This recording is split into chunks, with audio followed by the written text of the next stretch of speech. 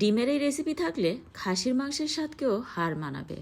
আসসালামু আলাইকুম ইব্রাহিম, সবাই কেমন আছেন? আশা করছি সবাই অনেক বেশি ভালো আছেন। তো আজকের আয়োজনে আছে ডিম ভুনা।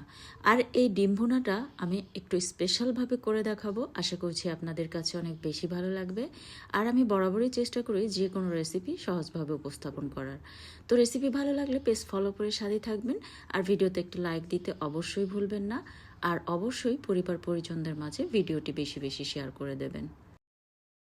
তো প্রথমে আমি চুলায় একটা প্যান বসিয়ে দিয়েছি আর সয়াবিন তেলে আমি ডিমগুলিকে ভেজে নিয়েছি। আমি বেশ কিছু ডিম ভেজে নিয়েছি, কারণ আমার বাসায় গেস্ট আসার কথা আছে।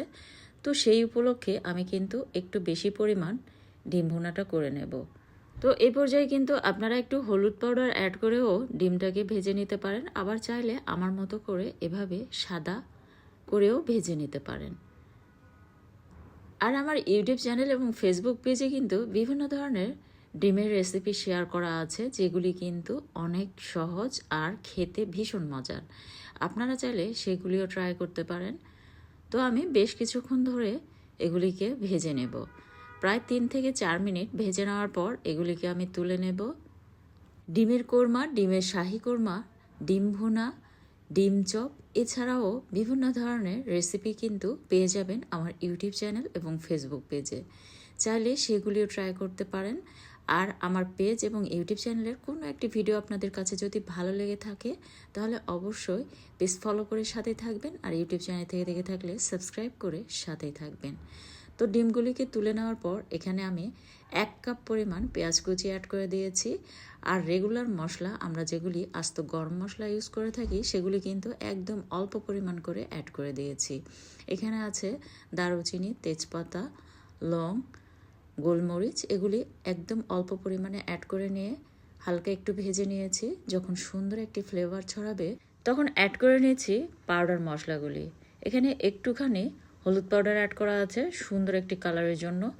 আর এখানে হাফ চা চামচ করে মরিচ পাউডার, ধনিয়া পাউডার, জিরা পাউডার অ্যাড করে নিয়েছি। স্বাদ মতো লবণ অ্যাড করে দিলাম। আর 1 চা চামচ করে আদা পেস্ট আর রসুন পেস্ট অ্যাড করে দিলাম। আর এখন স্পেশাল একটি মশলা আমি অ্যাড করে দিয়েছি 1 চা চামচের মতো। এখানে আছে কিশমিশ, বাদাম, কাজু বাদাম, কাঠবাদাম, যে কোনো বাদাম কিন্তু আপনারা অ্যাড করে নিতে পারেন। আছে পেঁয়াজ বেরেস্তা, জয়ফল, জয়ত্রী, কাঁচামরিচ, টক দই, এসব কিছু কিন্তু আমি পরিমাণ মতো নিয়েছি।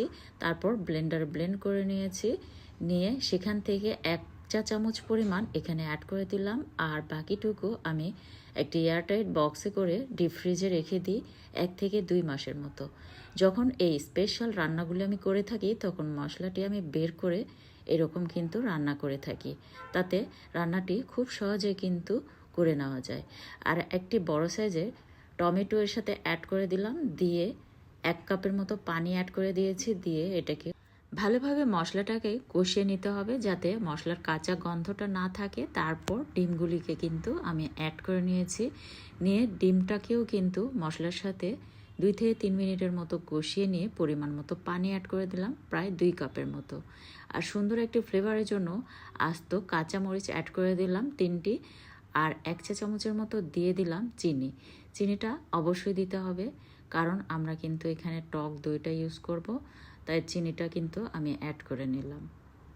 এখন এটাকে ঢাকনা দিয়ে ঢেকে রান্না করে নেব প্রায় 3 থেকে 4 মিনিটের মতো। পার্সোনালি এই ডিম ভুনাটা কিন্তু আমি প্রথমবার এভাবে ট্রাই করেছি, আর আমার কাছে কিন্তু অনেক বেশি ভালো লেগেছে।